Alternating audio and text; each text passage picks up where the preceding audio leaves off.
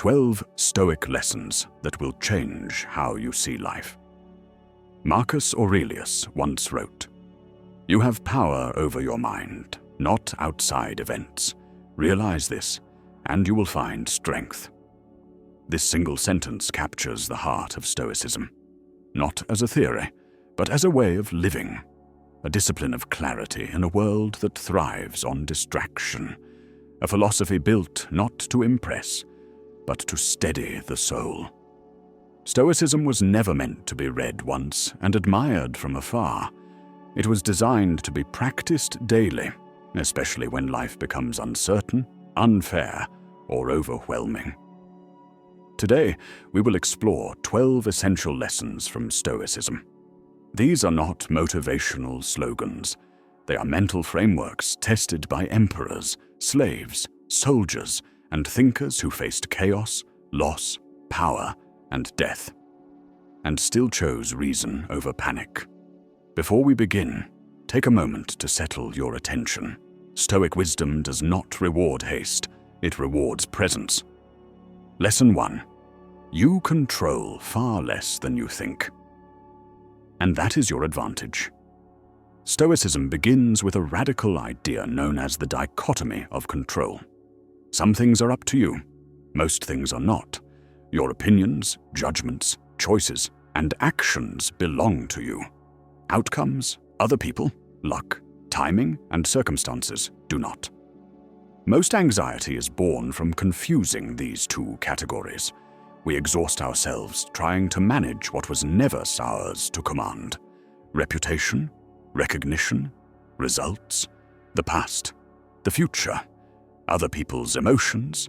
When you finally stop wasting energy on externals, something surprising happens. Your effectiveness increases. You become calmer, sharper, and more deliberate. Not because life becomes easier, but because you stop fighting reality. As Epictetus taught, freedom begins the moment you stop demanding control where none exists. Lesson 2.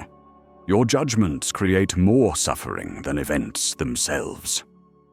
The Stoics made a critical distinction. Events are neutral, judgments are not.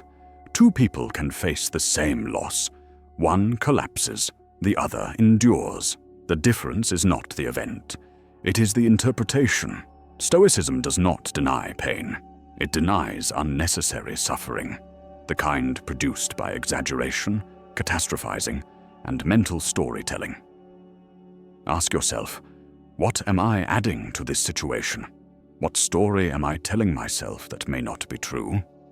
Marcus Aurelius reminded himself daily, if you are distressed by anything external, the pain is not due to the thing itself, but to your estimate of it.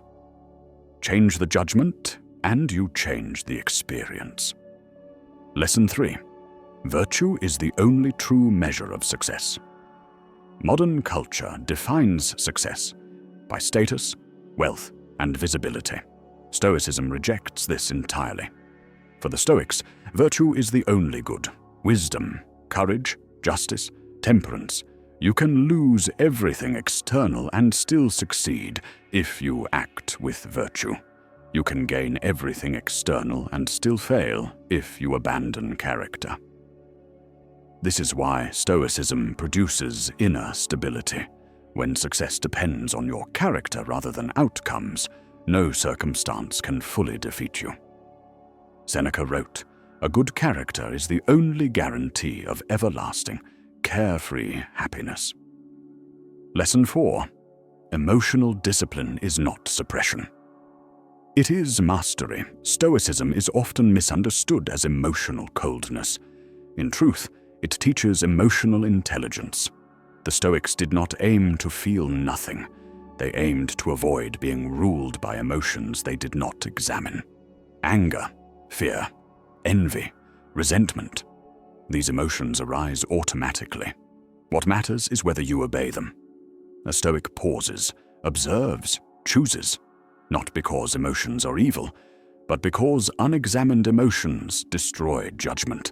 Self-mastery begins the moment reaction becomes response. Lesson 5.